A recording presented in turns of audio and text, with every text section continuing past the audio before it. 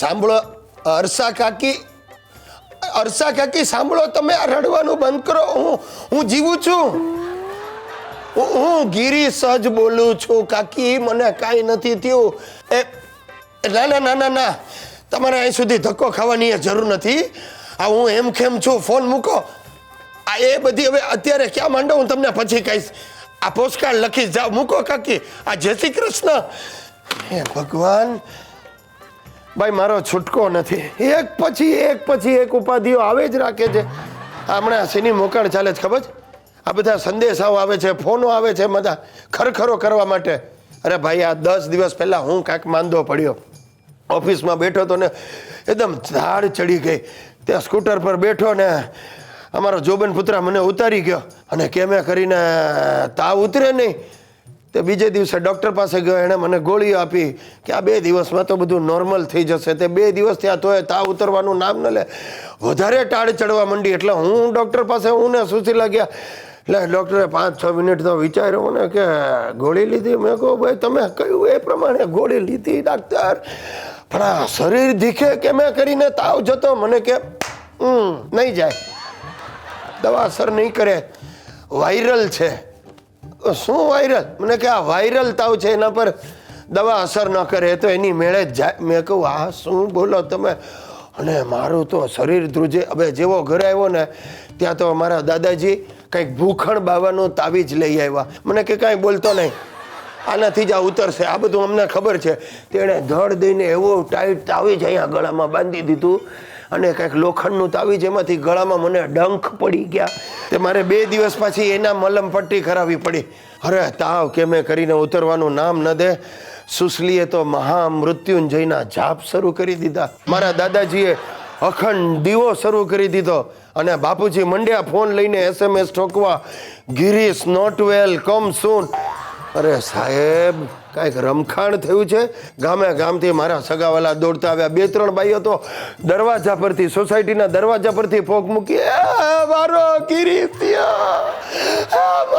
ગિરીશિયો. અરે આ બૈરાઓની ફોક સાંભળીને અમારા આડોશી પાડોશીઓ ફટાફટ સફેદ કપડાં પહેરીને આવવા માંડ્યા. અને સાચું કહું, નિરંજના બેને મારી આશા જ મૂકી દીધી હતી. અને ત્યાં જ લગભગ 75-76 વર્ષના અમારા શિવરામ બાપા ઘરમાં દાખલ થયા.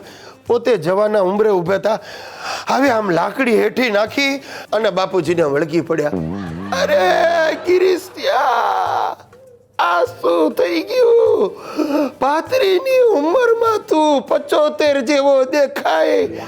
હવે બાપાએ ફોડ પાડ્યો, શિવરામ બાપા, હું ગિરીશ નથી, શિરીષ છું.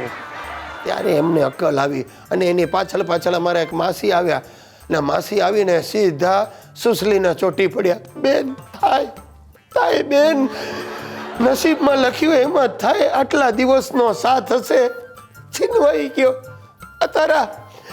તારા માસા પણ આવી જ રીતે 2 દિવસના તાવમાં ગયા.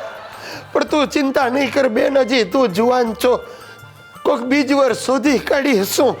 અને સુશલીનો ટેમ્પર ગયો, એણે માસીને માર્યો ધક્કો.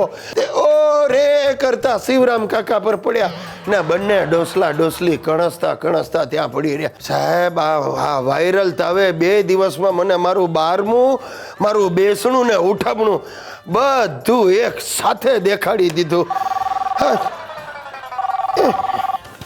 હલો, હા જગદીશભાઈ બોલ લે. શું વાત કરે?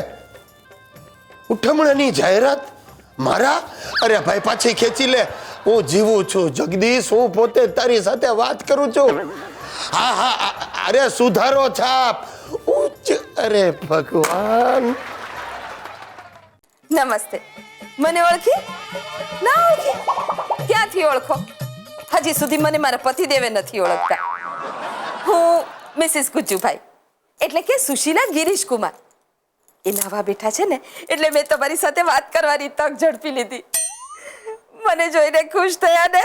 એને અરે શું મંડી તું એને કરતી? તું શેની વાતો કરવા મંડી? મારું વાટતી હતી? અરે હોય કઈ, હું તો તમારા વખાણ કરતી હતી.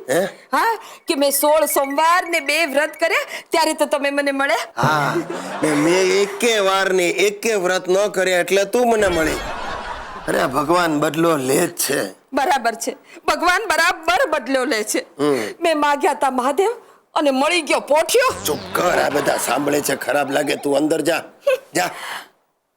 જુઓ, હું તમને કહેવાની હતી કે મને મારી બા, બાપુજી ને ભાઈની ખૂબ યાદ આવે છે. અરે ગાંડી, તો યાદ શું કામ કર્યા કરે? એટલે લે આ પૈસા લે, આ ટિકિટ કઢાવ ને આજે જ માણાવદર જઈ આવ.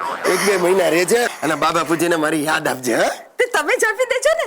એ બધાને મેં આપણે ઘરે જ રહેવા માટે બોલાવ્યા છે. અચ્છા, અરે પણ પૈસા તો પાછા આપ.